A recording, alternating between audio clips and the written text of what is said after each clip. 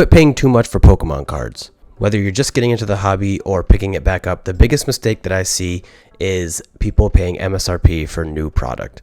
So when I first started, I would always go to Walmart or Target just to see if the new product was out yet. I would always go like in the morning, see if they got the restock or whatever, not knowing that I could be getting all of this product for cheaper on the internet. Whenever a new set is announced, they always have the product on a page like here, buy now, especially like the booster boxes. Now that the price has gone up to $164 or something like that, whatever. It's wild. The only thing that I would be buying from Pokemon Center is the Elite Trainer boxes because you can't get those in stores. But everything else you can get for cheaper. The biggest problem with Walmart and Target is sometimes they'll upcharge the price of product. Walmart, not so much. I've only really seen it with Lorcana, but Target always seems to have like just regular booster packs for $5, and I know MSRP is $4.50 now. And what I've heard, the reason why Target does this is they want you to get the red card, and that saves you 5%, and that takes away that extra 50 cents. So it's kind of like a little scam here and there. But that's the reason why I rarely go to Walmart or Target. I usually get the product beforehand, maybe like a week before a new release is out. And then by that point, I have pretty much all the product I wanted to open, either for this channel or for myself. So before going to Walmart or Target or any of these big retail stores, I would always check your local card shop, see if they have any pre-orders.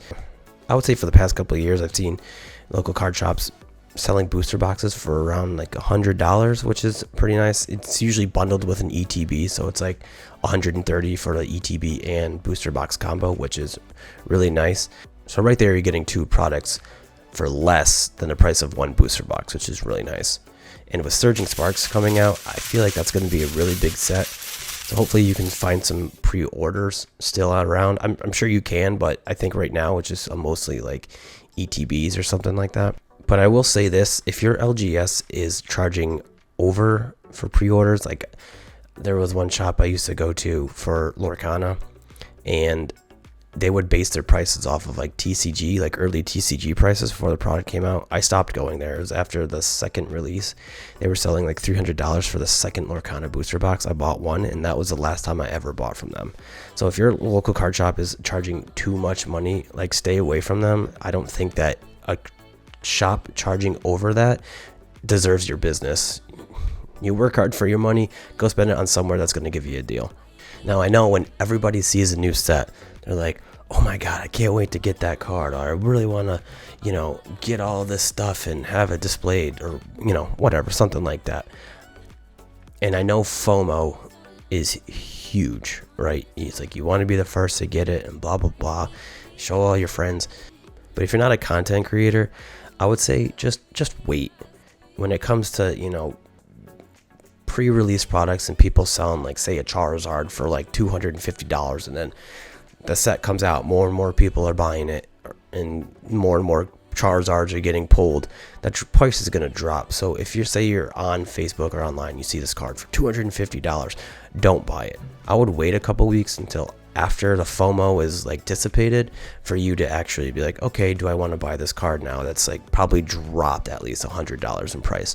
Also, the big thing too is, right, you want to finish the set, and say you've been collecting for a while, chances are you're still trying to finish the set from last time. I mean, these sets come out pretty quickly. It's like every 3 months. I mean, you got within a year, there's like five or six sets that come out. And it's a lot. It's definitely a lot to keep track of. So I would say focus on the older sets. Usually you can get a better deal, especially when a new set drops. And then kind of like, work your way backwards a little bit. Like, hey, this Surging Sparks just dropped, right? I'm sure Stellar Crown prices are going to be dropping a little bit, right? And then, it just keeps going back and forth. Now, there are some exceptions to some cards, like the Moon Brigand or the Giratina or Rayquaza, the big hits from Sword and Shield. But for the most part, you'll save a ton of money just kind of slowly putting your binders together. And the other thing, too, with like say sealed product is you could go on Facebook and find these groups that sell Pokemon product, and a lot of people will buy like cases and stuff, and then they'll sell these like premium collections or whatever boxes. They're gonna have a lot, and they're gonna try to drop the price down to TCG prices. Say like, so that Charizard super fucking box that just came out 2 weeks ago or whatever, that thing is MSRP $80. I'm seeing it now already. Like when I bought it, it was $60, and people on Facebook now are selling it for $60. Like it's you definitely are saving $20, not going to Walmart or Target and be like, oh my god, I need that thing. When in reality, if you can wait another week for it to arrive in the mail or something, you'll be saving a lot more money. And the other thing too, it's like if you do buy product early, it does help with your content creation.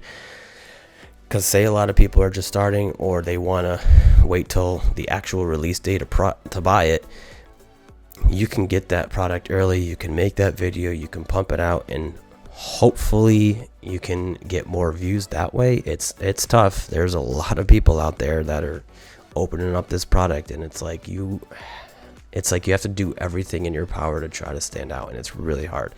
It's not easy, trust me. I know. And the best thing too about saving all this money is, say there's some previous sets you really want to finish, or there's some like older product that might be a little bit more expensive because you missed out. You can take that saved money and buy stuff you actually really want. There comes a point with me, especially like when I get a new set, like I'll open up a certain amount of product, and then from there I'm just like, forget it, I'm not going to open it up. Like I have all these different cards pulled, and for you to try to buy product just to get a single card, it's really not worth it. Just buy singles at that point, because you'll be saving a lot of money. And also, sure, it may take away the fun of it, but having a complete binder, I think, trumps that way more than just being like, here's $200 for a super premium collection, and then you literally get nothing out of the packs. You're not guaranteed anything. That way you can do your research online, find a card like with really good centering or whatever, and put your money towards that, and not something where it's like you could pull the same card but the quality might not be as good. And that right there is a reason why you should kind of stop opening projects as much once you're like done, once you're like trying to chase certain cards, and just look online and find something that suits your needs. Well, hopefully this video helped you out. Hopefully in the end you guys can save a lot more money, and like I said, buy stuff you really want. But if you did enjoy the video, make sure to hit that subscribe button, hit that like button, and then let me know down below if you are doing what I'm doing, or you're just learning how to do this stuff. And I will catch you guys on the next one. See ya.